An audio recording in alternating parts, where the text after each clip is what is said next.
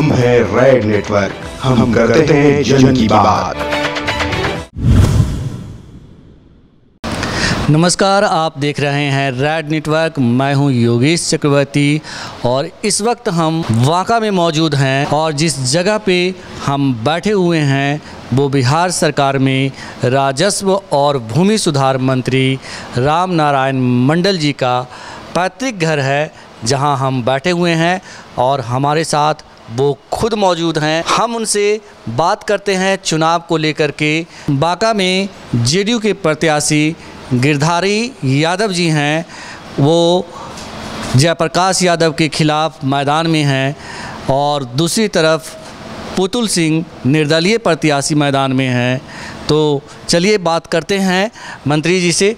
आपका red network में बहुत स्वागत है सर। देखिए, प्रत्याशी तो यहाँ 20 है, 18 निर्दलीय है और 2 एक तो एनडीए प्रत्याशी श्री गिरधारी यादव जी, दूसरे राजद के श्री जयप्रकाश यादव जी। मुकाबला गिरधारी जी और जयप्रकाश जी में होना है, दूरियां जो हो जाए। अभी चारों तरफ नरेंद्र भाई मोदी के नाम पर हवा चल रहा, लहर तूफान।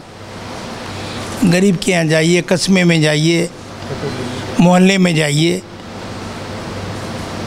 वो जानता हो नहीं जानता हो, लोग का तक बाबू मोदी मोदी मोदी मोदी, हम लोग सब मोदी को वोट देंगे।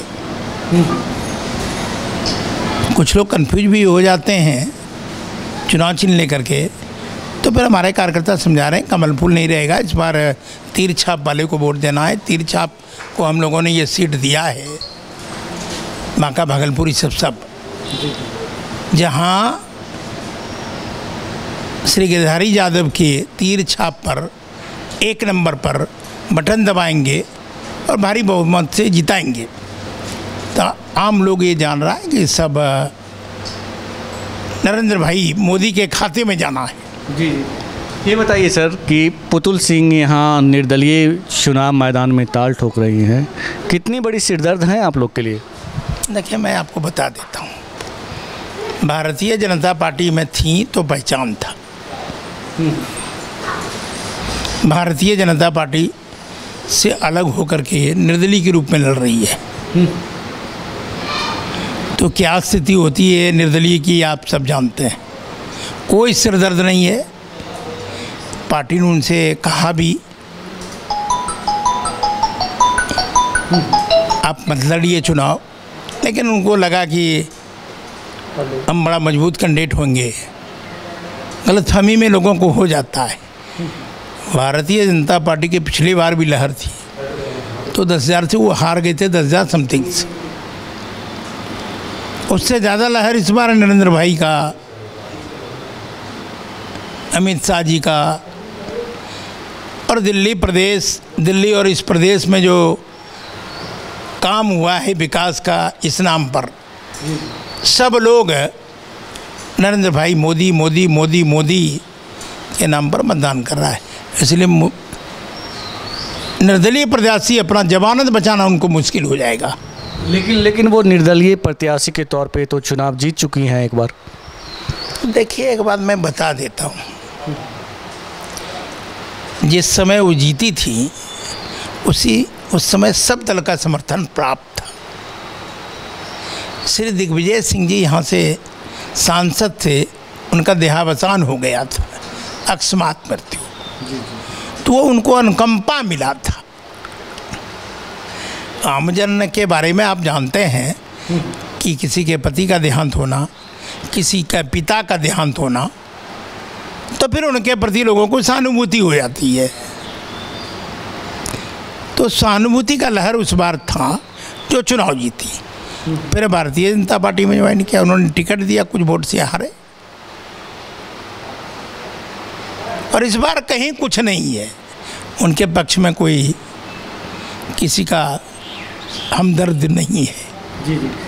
कहा जा रहा है कि सबसे बड़ी जो चुनौती है एनडीए गठबंधन के लिए वो ये है कि वो M22 समीकरण को कैसे तोड़ेंगे।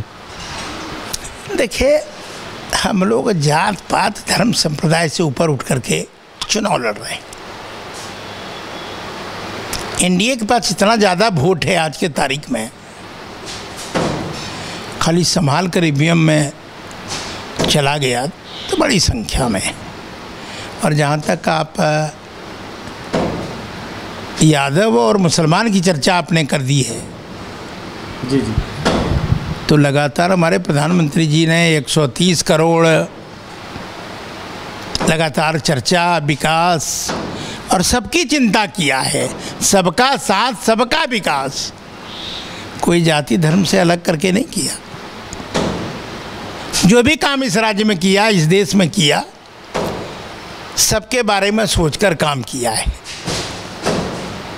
अब जहाँ तक वोट का सवाल है, कुछ कम बेस हो सकता है किसी में, लेकिन अधिकांश वोट वो एनडीए भारतीय जनता पार्टी के पक्ष में मतदान करने के लिए और श्री नरेंद्र भाई मोदी, श्री नीतीश कुमार और श्री सुशील कुमार मोदी के और श्री रामविलास पासवान के नेतृत्व में सब लोग वोट करने के लिए तैयार बैठा है।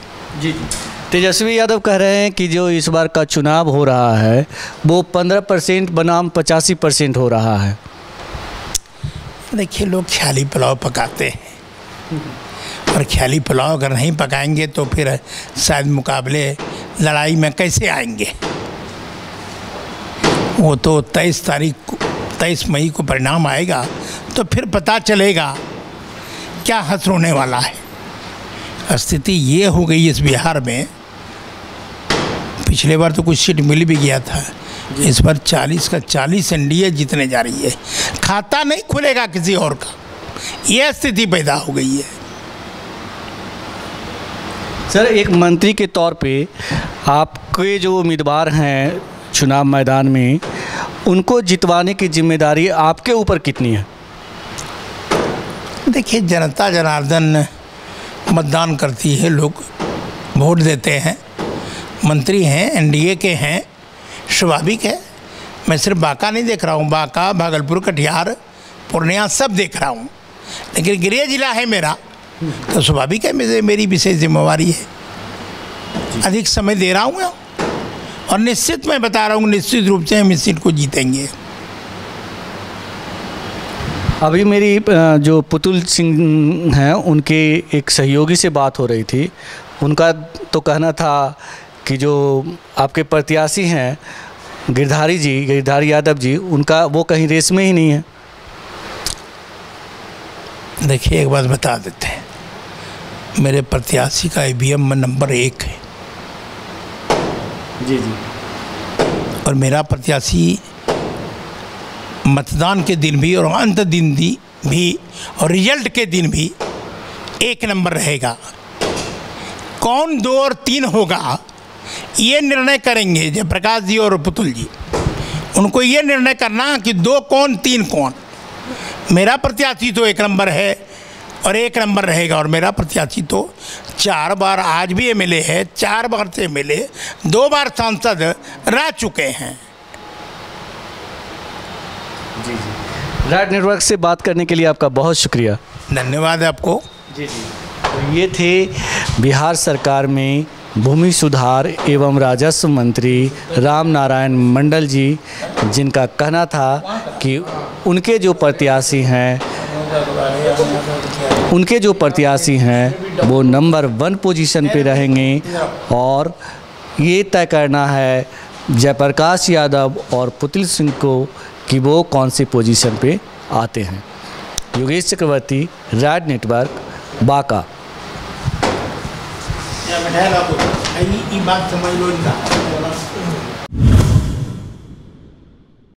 आप देख रहे हैं रेड नेटवर्क। आपसे गुजारिश है, YouTube पर रेड नेटवर्क से जुड़ने के लिए इस सब्सक्राइब बटन पर क्लिक करें। सब्सक्राइब बटन के साथ ही घंटी बनी हुई है, उस पर जरूर क्लिक करें ताकि जब भी हम नया वीडियो अपलोड करें आपको तुरंत इसकी जानकारी मिल जाए और आप लगातार जुड़े रहें रेड नेटवर्क के साथ।